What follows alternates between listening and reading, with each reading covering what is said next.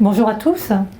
Donc en fait, effectivement, alors déjà je me présente, j'interviens au sein des entreprises, plus particulièrement en tant que conseil en stratégie sociale et également sur le bien-être au travail, enfin en tout cas pour les activités principales, avec quelques spécialités, notamment la médiation.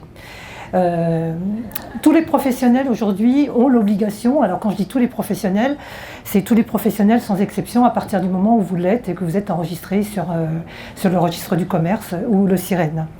Donc c'est une obligation qui date depuis 2016 et cette obligation elle porte sur la médiation, c'est-à-dire en cas de litige, en cas de conflit entre un professionnel et son client, son consommateur, vous avez l'obligation aujourd'hui en tout cas d'avoir recours, en tout cas d'adhérer à un système de médiation. C'est un système de médiation qui doit être prévu au préalable, c'est-à-dire qu'à partir du moment où cette obligation existe, quand vous contractez avec un client, vous signez un contrat, vous avez l'obligation au préalable d'avoir déjà choisi un médiateur afin qu'il puisse intervenir au moment d'un litige.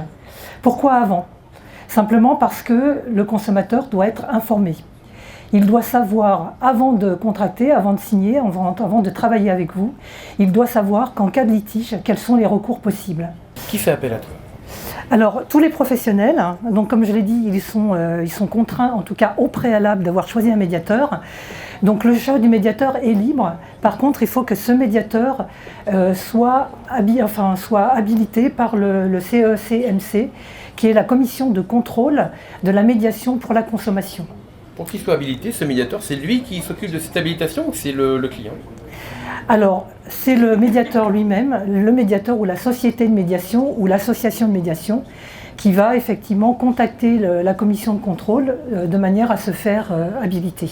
Un employeur va avoir un litige avec un employé. Cet employé peut expliquer que son litige vient de sa vie personnelle.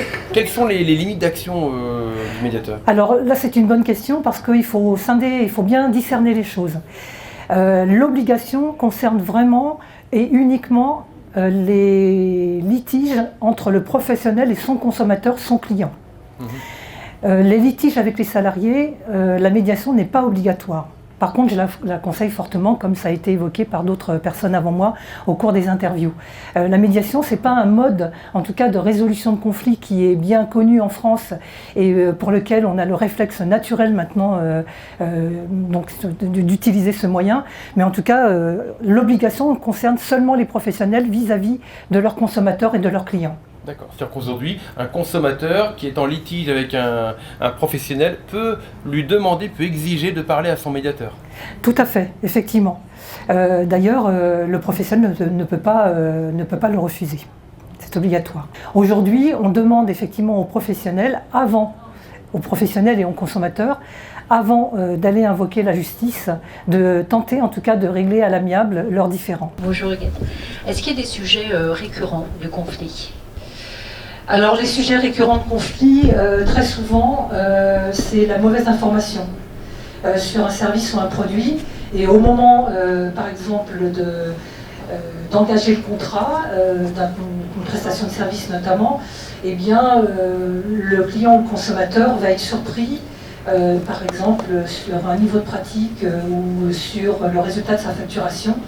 Et il n'aura pas été suffisamment informé et du coup il ne va pas vouloir payer sa facture à la hauteur de celle qui lui a été transmise et là ça va être des discussions qui sont difficiles. Ça c'est, enfin en tout cas à mon niveau ce que je remarque, le conflit le plus courant. D'accord. Et dernière chose, quand je travaille en B2B, c'est-à-dire directement avec des professionnels, j'interviens en entreprise, du coup c'est l'organisme qui vend le service, donc moi qui dois avoir mon médiateur. Oui, c'est-à-dire que vous, en tant que professionnel, vous devez avoir un médiateur et c'est vous qui devez le choisir par rapport à toutes les prestations que vous allez faire vous-même. Même si c'est avec un autre professionnel et non un particulier. Ah, alors, bonne question. L'obligation de cette médiation n'est obligatoire qu'entre professionnels et particuliers. Okay. Tout à fait. Cela dit, Moi, je conseille dans toute situation de litige, comme l'a dit Hugues Egbo tout à l'heure, effectivement d'avoir recours à un médiateur. C'est vraiment beaucoup plus, je dirais, l'issue en tout cas est beaucoup plus favorable dans tous les cas, y compris pour l'image des professionnels.